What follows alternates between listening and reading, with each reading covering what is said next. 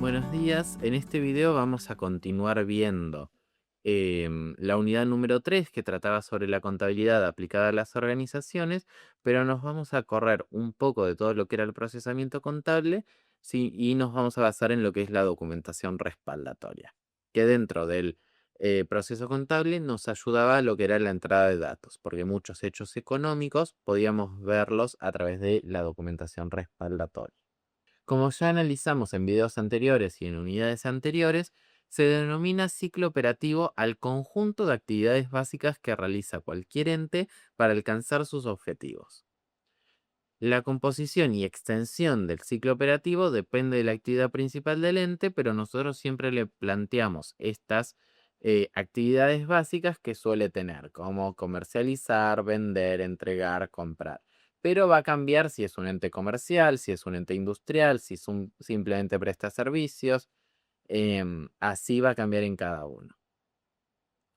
Y lo que tenemos que tener en cuenta es que eh, tenemos que documentar todas estas operaciones, porque nosotros no podemos operar porque sí, así nomás, sin tener un respaldo. Entonces, todas estas operaciones son documentadas. ¿Y qué significa documentar? Documentar es emitir un comprobante, es decir, algún tipo de formulario o elemento que indique las características de la operación que se está realizando y, en su caso, importes o valores involucrados en una operación. Desde otro punto de vista, podríamos decir que un documento es una constancia escrita de una operación comercial efectuada. Dentro de la documentación respaldatoria tenemos su importancia, que son importantes en principio, ¿por qué? Porque constituyen la base de información para registrar las operaciones en el sistema, es decir, que tienen una función contable. También porque individualizan las personas involucradas en las operaciones y permiten establecer responsabilidades, porque nos sirven de prueba frente a terceros en cualquier controversia, porque facilitan las tareas de fiscalización y control fiscal y además porque son requeridas por disposiciones legales.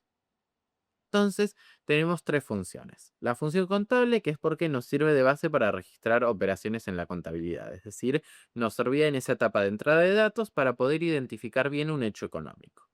Después, una función de control, porque nos permite verificar que las operaciones sean reales y correctas y nos ayudan a detectar errores o irregularidades. Y por último, una función impositiva, porque nos sirven para cumplir con exigencias fiscales y para respaldar impuestos ante organismos como AFIP o ARCA, en realidad se llama ahora, que es la Agencia de Recaudación y Control Aduanero. En resumen, nos permitan registrar, controlar y justificar las operaciones de la empresa. Dentro de la documentación respaldatoria vamos a arrancar con la documentación de compras y ventas, que vamos a tener nota de pedido, pedidos de cotización, presupuestos y cotizaciones, orden de compra, remito, factura, nota de crédito, nota de débito. Arrancamos con la nota de pedido, que la nota de pedido interna es un documento que se utiliza dentro de la propia empresa para comunicar la necesidad de comprar un bien o de contratar un servicio.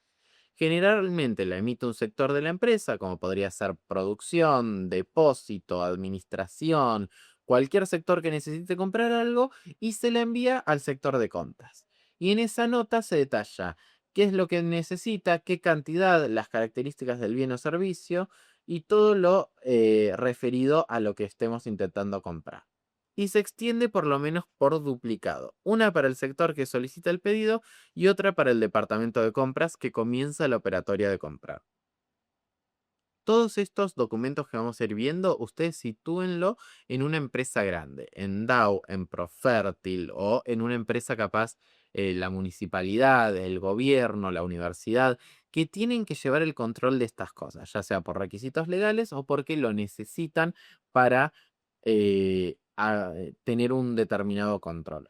Si ustedes se van a la despensa de la esquina, obviamente la despensa de la esquina no va a estar utilizando una nota de pedido, pero piensen en estas empresas enormes que tienen muchos sectores y que tienen que pasar por diferentes etapas para poder llegar a comprar un bien. Entonces, el primer paso sería esta, la emisión de la nota de pedido. Después vamos a tener el pedido de cotización, que es un documento que una empresa envía, en este caso la va a enviar el sector de compras, a uno o varios proveedores para solicitar información sobre un producto o servicio. Generalmente se pide precio, cantidad disponible, condiciones de pago, plazo de entrega y alguna otra condición comercial que pueda surgir. Y su objetivo es comparar opciones antes de decidir una compra. Por ejemplo, yo como empresa necesito comprar computadoras y les pido cotizaciones a 3 proveedores distintos para evaluar cuál me conviene más. Entonces, mm, hago estos 3 pedidos para que después me devuelvan las cotizaciones y yo poder elegir. Algo importante, tanto de la nota de pedido como de este pedido de cotización, es que no genera un hecho contable, sino que es simplemente algo interno. En esta instancia todavía no se compró nada, ni nació una obligación, ni se generó un hecho económico. Entonces no se registra nada. Los presupuestos y cotizaciones van a ser las respuestas que envían los proveedores ante un pedido de cotización realizado por la empresa. En ellos informan precio, cantidad disponible, condiciones de pago, plazo de entrega, características del producto a servicio y cualquier otra característica que sea necesaria para venderse, entre comillas. Y le sirven a la empresa, la que los pidió, para comparar distintas opciones y decidir con qué proveedor va a operar. Una vez que analizó esos presupuestos o cotizaciones que fueron enviados por los proveedores en respuesta a esos pedidos realizados por el departamento de compras, seleccionamos la opción más conveniente para el ente y se emite este comprobante, que es la orden de compra, para solicitar a algún proveedor los bienes o servicios, indicando el precio que nos detallaron, las condiciones de pago y el plazo de entrega.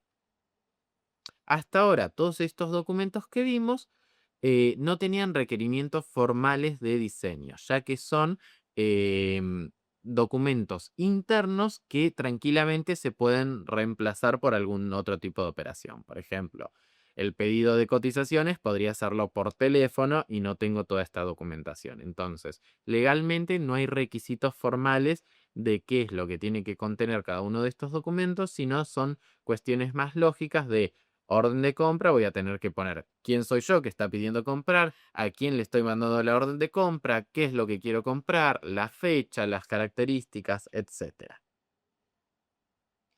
Después pasamos a el remito, que es el comprobante de envío de las mercaderías por parte del vendedor y de recepción de las mismas por el comprador.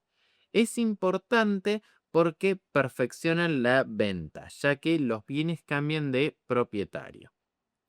Este comprobante lo confecciona el vendedor, envía el original y el duplicado al comprador. El comprador se queda con el original y devuelve el duplicado con su firma. Así nos queda a los dos el documento respaldatorio que respalda que la mercadería se entregó.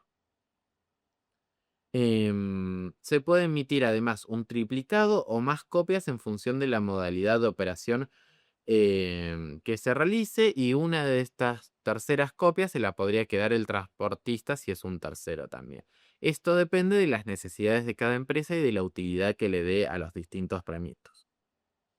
El remito debe cumplir con los requisitos formales que establece ARCA, que es la EXAFIP, para la emisión de comprobantes. Esto es así porque hay ciertas mercaderías que tienen ciertos requisitos para su transporte, como es todo lo que es alimentación, todo lo que es materiales, un montón de cosas, medicamentos, todo eso tiene ciertos requisitos formales. Entonces, eso tiene que ir detallado en el remito. Em, y en el remito se debe identificar correctamente los bienes enviados, y si ya lo supiéramos, también se puede detallar el importe, pero no es obligatorio, porque el importe real va a quedar fijado con la factura, que es el próximo documento que vamos a ver. La factura es el comprobante que respalda la operación de compraventa. La emite el vendedor en por lo menos 2 ejemplares. El original se lo queda al comprador y el duplicado se lo queda al vendedor. Y tiene múltiples requisitos. Yo acá les pongo los requisitos básicos, que son los que vimos en el cuadernillo, que es el lugar y fecha de emisión, el número del comprobante, la identificación del tipo de factura, nombre, domicilio, bueno, todos esos que leen ahí. Y les agrego para que sepan cuáles son los requisitos que tiene hoy en día en base a ARCA y cómo los clasifica.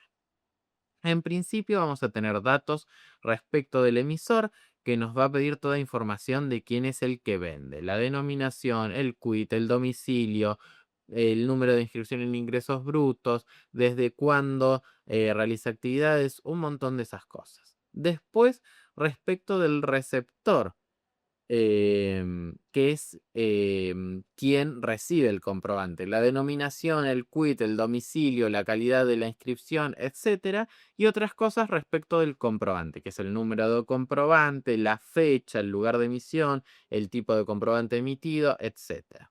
Y además agrega que se tiene que informar respecto de la operación, que es la descripción del bien vendido, el servicio prestado, la cantidad de los bienes vendidos, los precios unitarios y totales, si hay algún tipo de bonificación, si paga IVA o no, etcétera. Después nos pide también el tratamiento del IVA, que es si la operación grabada es realizada con un responsable inscripto o un responsable monotributo, cómo se discrimina, las alícuotas, todo eso, y el régimen de transparencia fiscal, que es que hoy en día toda factura tiene que contener cuántos impuestos tiene. Todo esto tengan en cuenta que es contenido extras para que ustedes entiendan un poco el funcionamiento, pero a que a los fines evaluativos vamos a tomar únicamente los de esta filmina. Y dentro de este contenido extra les agrego también los tipos de factura, que no vamos a entrar en detalle porque ustedes todavía no saben qué es responsable inscrito, monotributistas, pero para que sepan que existen distintos tipos de factura. Y a esto le agregamos las formas en las que puede emitir la factura, que es la primera, un controlador fiscal, que son las cajas registradoras que ven en los distintos comercios, que es que te emiten un ticket. Después, mediante el régimen de factura electrónica, que es a través de la propia página de AFIP o a través de un sistema contable, cualquiera de los dos, y puede ser a mano también, utilizada únicamente como método de respaldo. Hasta acá todo lo que es factura. Ahora pasemos a la nota de crédito. Tengan en cuenta, obviamente, que la factura ya genera un hecho económico, entonces se va a registrar. Esta sí o sí debe registrarse. Es el primero de los comprobantes que sí o sí se registra.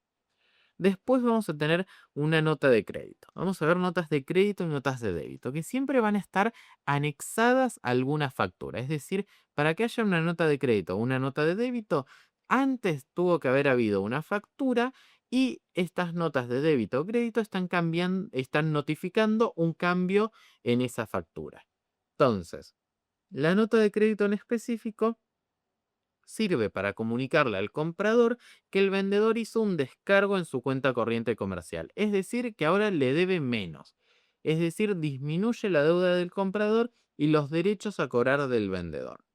Esta también la hace el vendedor quedándose con el duplicado y enviándose el original al comprador.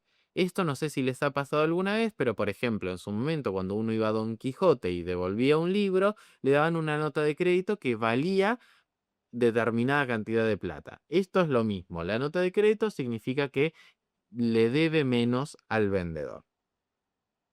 Tengan en cuenta que esta nota de crédito igual la nota de débito van a tener los mismos requisitos formales que la factura.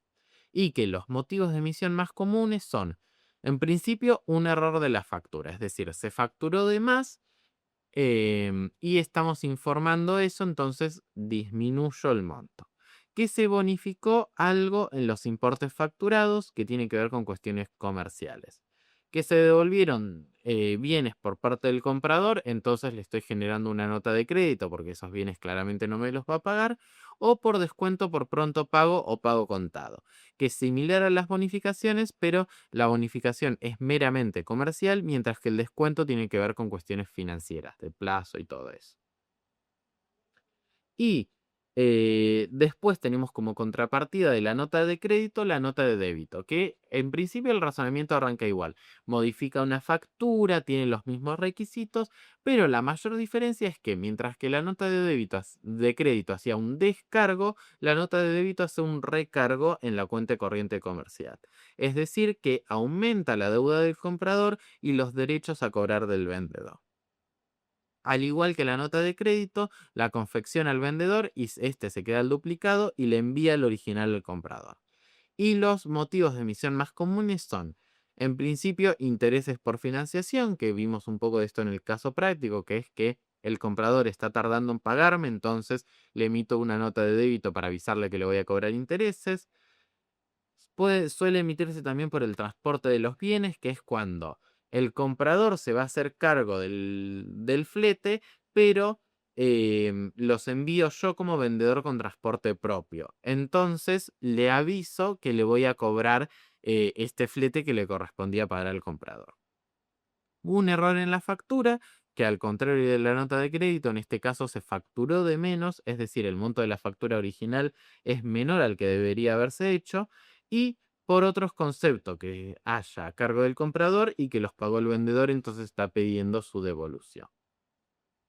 Con esto terminamos lo que serían la documentación de compra y venta.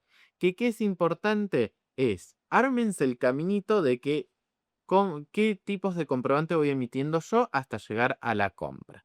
Van a tener que arrancamos con la nota de pedido, con los pedidos de cotización, la respuesta a las cotizaciones, la orden de compra y así sucesivamente.